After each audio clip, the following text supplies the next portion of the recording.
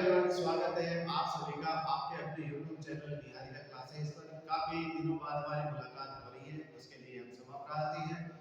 यहाँ हम फिर से शुरू करने जा रहे हैं भारत की राजनीति। ठीक है, तो भारत की राजनीति का कंप्लीट क्रैश कोर्स मैं करवाऊंगा, जिसमें मेरी कोशिश होगी कि कम क्लासेस में पूरा इंडियन पॉलिटी को कवर किया जाए। फिर उसमें चाहे रेफरेंस बुक है उनका सहयोग लेना पड़े, चाहे अदर कोई गाइड है, चाहे मेरे खुद के नोट्स हैं, इन सब का मिलाकर मैंने एक क्रैश कोर्स बनाया है। उस क्रैश कोर्स को हम करेंगे। कोशिश होगी कि ये क्रैश कोर्स 30 से 35 दिनों में समाप्त हो जाए, और 30 से 35 दिनों में जितनी भी 1 घंटे की, 2 घंटे की, 1.5 घंटे की क्लासेस होगी डेली पे अपलोड करता रहूंगा।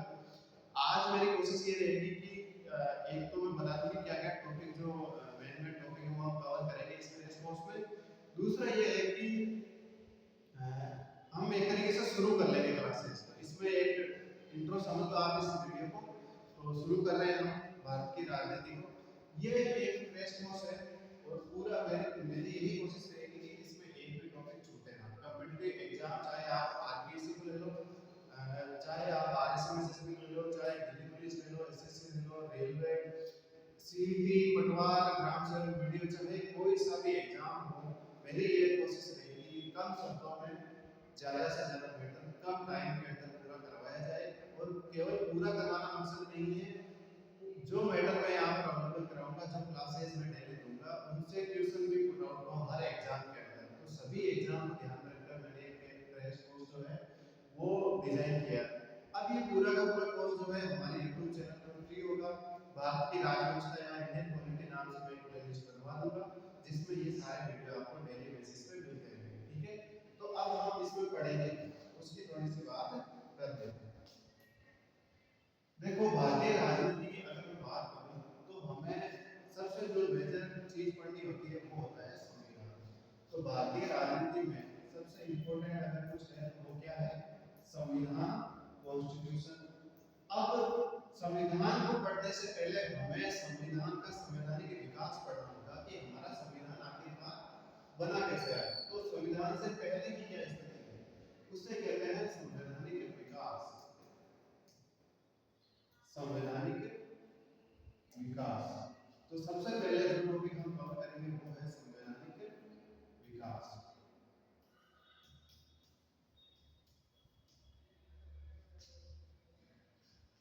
तो संवैधानिक विकास जो है ये यहाँ से हम शुरू करेंगे, और अगली क्लास में यही टॉपिक हमारा सबसे पहले रहेगा। उसके बाद में हम आ जाएंगे सीधा ही संविधान में, और इन दोनों के बीच में कुछ ऐसी घटनाएं भी हैं, कुछ ऐसे मिशन हैं, कुछ कैबिनेट आयोग हैं, क्रिप्स फिक्शन है, वो सारे हम वो घटनाएं भी यहाँ पर साथ में कवर करते जाएंगे। अब अगर मैं बात करूँ संविधान की, तो संविधान में हम शुरू करेंगे भाग 1 से। ठीक है, इसके अलावा भाग 2 है, भाग 3 है, भाग 4 और भाग 5। ठीक है, ये तो हमारे मेन पार्ट जो है वो यही रहने वाला है। ठीक है, इसके अलावा केंद्र राज्य संबंध भी है जो आगे के बाद में आता है, आपातकालीन उपबंध भी है। तो वो जो जरूरी भाग है वो भी हम इसमें ऐड कर देंगे। यहाँ पर भाग 4 के लिए हम डिस्कस करेंगे, जो कि है मूल कर्तव्य। ठीक है, एक और यहाँ पर हम पॉइंट डिस्कस करेंगे जो इन घटनाओं के साथ में घटता है, वो है संविधान सभा। क्या है? संविधान सभा को पढ़े बिना हम संविधान को नहीं समझ पाएंगे। तो हमें संविधान सभा भी देखनी है, संविधान का विकास भी देखना, और हम घटनाएं भी देखनी है। उसके अलावा कॉन्स्टिट्यूशन का भाग 1 जैसे नागरिकता है, भाग 2 भाग 1 राज्य और उसका राज्य क्षेत्र, भाग 2 नागरिकता है, भाग 3 मूल अधिकार है, भाग 4 नीति निर्देशक तत्व है, भाग 4 के मूल कर्तव्य है, और भाग 5 जो है वो है विधायिका, कार्यपालिका और न्यायपालिका। इसके अलावा सर क्या देखेंगे? इसके अलावा देखेंगे हम केंद्र राज्य संबंध। ठीक है, केंद्र राज्य संबंध, न्यायपालिका, विधायिका, इस बात में आगे कार्यपालिका। ठीक है, केंद्र की, और केंद्र राज्य संबंध आगे। इसके अलावा हम देखेंगे आपातकालीन उपबंध, आपातकालीन उपबंध। ठीक है, और जैसे कि समय जो कौन से प्रावधान है 352 से 360 तक, वो सभी हम इसमें देखेंगे। इसके अलावा जितने भी आयोग हैं, जितने भी आयोग हैं वो आयोग भी हम पढ़ेंगे, जो संवैधानिक आयोग है और जो सांविधिक आयोग है, दोनों ही तरह के आयोग हम पढ़ेंगे, ठीक है। तो ये हमारा मेजर पोर्शन रहेगा और इसमें और भी टॉपिक ऐड हो जाएंगे जो मैंने फाइल तैयार की उसमें थे, पर वो यहाँ पर आपको नहीं हुई। तो मूलतः हम ये टॉपिक पढ़ेंगे और इसमें लगभग पूरा कॉन्स्टिट्यूशन आ जाता है।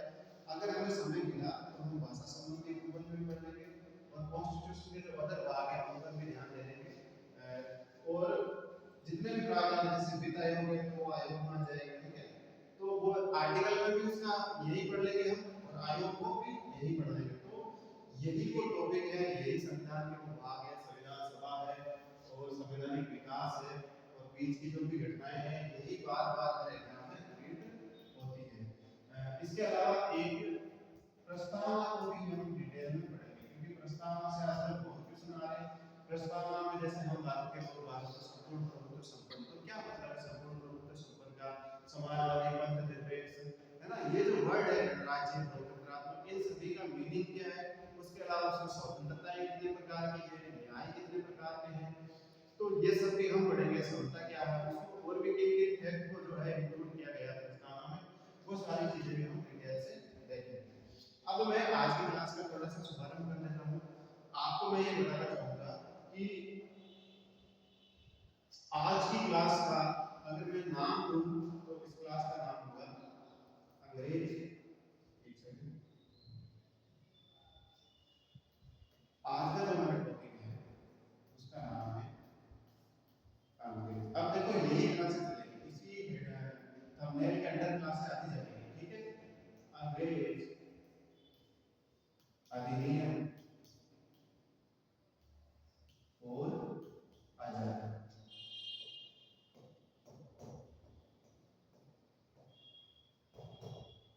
अब इसमें जो सबसे पहले हम पढ़ेंगे वो है अंग्रेजों, ठीक है।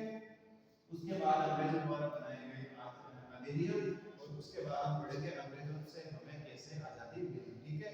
फिर आ जाएगा संविधान सभा, फिर हमारा संविधान और संविधान में सबसे पहले प्रस्तावना। तो हम आज सिर्फ एक इंट्रो इसका इंट्रोडक्शन ले रहे हैं, उसमें सबसे पहले पढ़ेंगे कि भाई अंग्रेज भारत में कैसे आए। तो आज सिर्फ इतनी ही चर्चा करेंगे कि ये अंग्रेज आखिरकार भारत में आए। देखो अगर किसी को वर्ल्ड हिस्ट्री थोड़ी बहुत भी पता है तो जब वहां पर चार्ल्स द्वितीय, ठीक है, जेम्स द्वितीय वहां पर राजा था, उसके खिलाफ एक रेवोल्यूशन हुआ, क्रांति हुई और उसको सिंहासन से हटाया। फिर वहां पर लोकतंत्रात्मक गणराज्य की स्थापना हुई। मतलब वहां के जनता ने चुना अपने लिए राजा को। जब जनता अपने लिए राजा का निर्वाचन करती है तो वो हेड ऑफ द स्टेट बन जाता है और इसे लोकतांत्रिक गणराज्य कहते हैं, ठीक है। और चार्ल्स और मैरियम उन दोनों को गद्दी पर बिठाया गया। उसके बाद से वहां पर संसदीय शासन व्यवस्था शुरू हुआ और जब भी संसदीय शासन व्यवस्था की शुरुआत होती है तो एक चीज का आपको ध्यान रखना है कि वहां पर सदन है और सदन में कोई भी कानून बनाना है तो वहां पर आपको एक काम करना होगा कि उस कानून को पहले एज ए प्रपोजल आपको उस सदन में प्रस्तुत करना होगा। तो ब्रिटिश पार्लियामेंट में एक प्रस्ताव आया 22 दिसंबर, कब आया? 22 दिसंबर 1599, ये डेट याद रखना। 22 दिसंबर 1599 को एक प्रस्ताव आया और 22 दिसंबर 1599 को एक प्रस्ताव लेकर कौन आया? तो एक शख्स है लॉर्ड मेयर। कौन है? Lord mayor. ये व्यक्ति प्रस्ताव लेकर आते हैं और बोलते हैं कि हमें एक व्यापारिक कंपनी का गठन करना है। इसका व्यापारिक कंपनी का, ठीक है।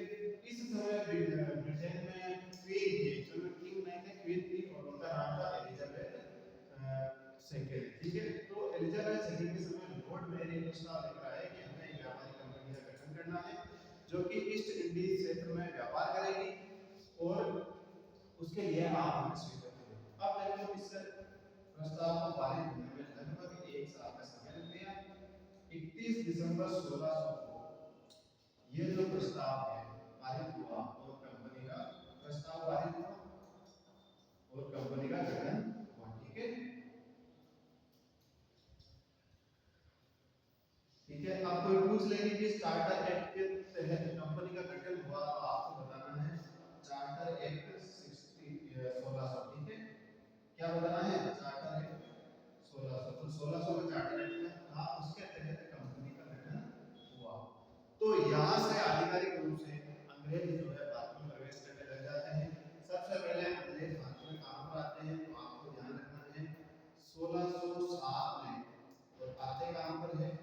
सूरत में, कहाँ पर आते हैं, सूरत में। और 1668 तक अंग्रेज जो है बम्बई प्रांत तक अपना अधिकार जमा लेते हैं, ठीक है, तो बम्बई तक आ जाते हैं। और ये अभी तक कंपनी जो है ना भारत में अपनी व्यापारिक गतिविधियां कर रही है। इसके बाद में क्या हुआ, तो मैंने बताया था कि 1607 में सबसे पहले कंपनी आ जाती है सूरत में, 1668 तक बॉम्बे तक आ जाती है। उसके बाद क्या होता है कि अब यहाँ पर कॉन्फ्लिक्ट हुआ, बिजनेस कर रही है कंपनी, भारत से कच्चा माल इंग्लैंड ले जा रही है, और यहाँ के जो मुगल शासक हैं उनके कुछ भी हाथ नहीं लग रहा है, वो धीरे धीरे कमजोर होता जा रहा है।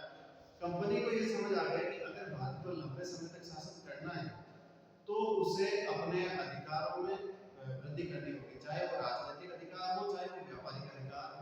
तो कंपनी अपना प्रभुत्व जमाना चाह रही थी, तो उसने एक संधि की, कंपनी ने एक संधि की, किसके साथ की, इस संधि को कहते हैं इलाहाबाद की संधि।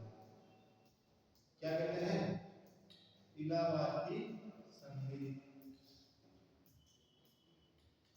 और ये संधि हुई थी 12 अगस्त 1765। और इस संधि में कौन कौन थे, एक तो थे लॉर्ड क्लाइव, गवर्नर कौन है कंपनी के, ये है उस समय गवर्नर, ठीक है, कौन है गवर्नर लॉर्ड क्लाइव।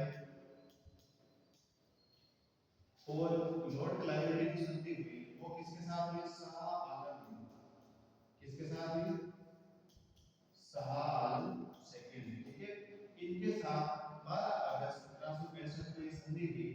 और इस संधि में कुछ डिसाइड किया गया कि हमें जो है वित्तीय मामलों पर पूरा अधिकार चाहिए। तो वित्तीय मामले को आगे लॉर्ड क्लाइव के अंडर यानी राजस्व रेवेन्यू से संबंधित सभी विषय इसके अंदर आ गए। और सेना हो गई, पुलिस हो गई, सेना पुलिस और रक्षा के जितने भी काम हैं वो किसको देखते हैं, शाह आलम द्वितीय को। शाह आलम द्वितीय को इसके लिए 53 लाख रुपए भी सालाना मिलते थे। और नवाब को इसके अलावा मतलब शाह आलम द्वितीय को 26 लाख के लगभग पेंशन भी मिलते थे सालाना, ठीक है। तो ये सभी क्या है, वार्षिक है, वार्षिक और 26 लाख पेंशन में वार्षिक मिलती थी, ठीक है। इसके अलावा जो बंगाल के नवाब थे, सॉरी अवध के नवाब थे, अवध के नवाब से इन्होंने 2 क्षेत्र छीन लिए। कौन कौन से, अवध के नवाब से 2 क्षेत्र रॉबर्ट क्लाइव ने,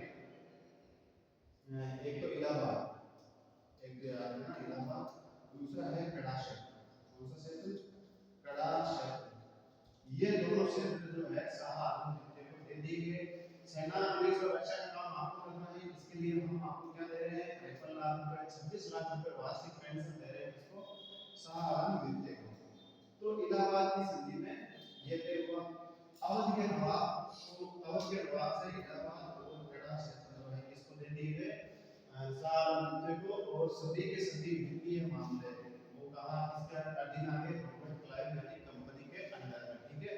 अब इससे हुआ क्या, देखो जितना भी कच्चा माल है वो बेच रही है कंपनी, उससे मुनाफा कमा रही है कंपनी, लेकिन यहाँ पर आप देखोगे तो सेना पुलिस प्रशासन का काम कर रहा है शाह आलम द्वितीय। अब यहाँ पर ये कॉन्फ्लिक्ट होगा कि इस पैसे में ये काम लॉन्ग टाइम में होगा, ठीक है, क्योंकि धीरे धीरे कंपनी का अधिकार क्षेत्र बढ़ेगा, 4 मिलियन बस्ती से बंगाल से वो आगे बढ़ेगी, उड़ीसा हो गया, बिहार हो गया, ठीक है, बॉम्बे हो गया, मद्रास हो गया, इन भारत के बाकी क्षेत्रों में बढ़ेगी। तो ये जो कॉन्फ्लिक्ट है लगातार बढ़ता रहेगा। और इस कॉन्फ्लिक्ट को कम करने के लिए अंग्रेज सरकार क्या करती है, कंपनी को रेगुलेट करना चाहती है। और कंपनी को रेगुलेट करने के लिए एक एक्ट लेके आती है जिसे कहते हैं रेगुलेटिंग एक्ट 1773। क्या कहते हैं, रेगुलेटिंग एक्ट 1773, 1771। और ये एक्ट हम पढ़ेंगे अगली क्लास में, ठीक है। अब यहाँ से हमारा दूसरा टॉपिक शुरू हो रहा है। पहले टॉपिक की मैंने आपसे बात की थी, अंग्रेज जो है किस तरीके से भारत में आए, अंग्रेज अधिनियम और आजादी। तो आपको समझ में आ गया कि अंग्रेज किस तरीके से भारत में आए, ठीक है। इसके बाद हम नेक्स्ट क्लास में अधिनियम शुरू कर देंगे और मैं रैपिडली पढ़ाऊंगा। मेरी कोशिश होगी कि 2 क्लास में सारे अधिनियम खत्म हो जाए और हम जो 1947 का अधिनियम है, भारत स्वतंत्रता अधिनियम, उस तक पहुंच जाए 2 क्लास में, ठीक है। तो आई होप कि यहाँ तक आपको समझ में आया होगा कितना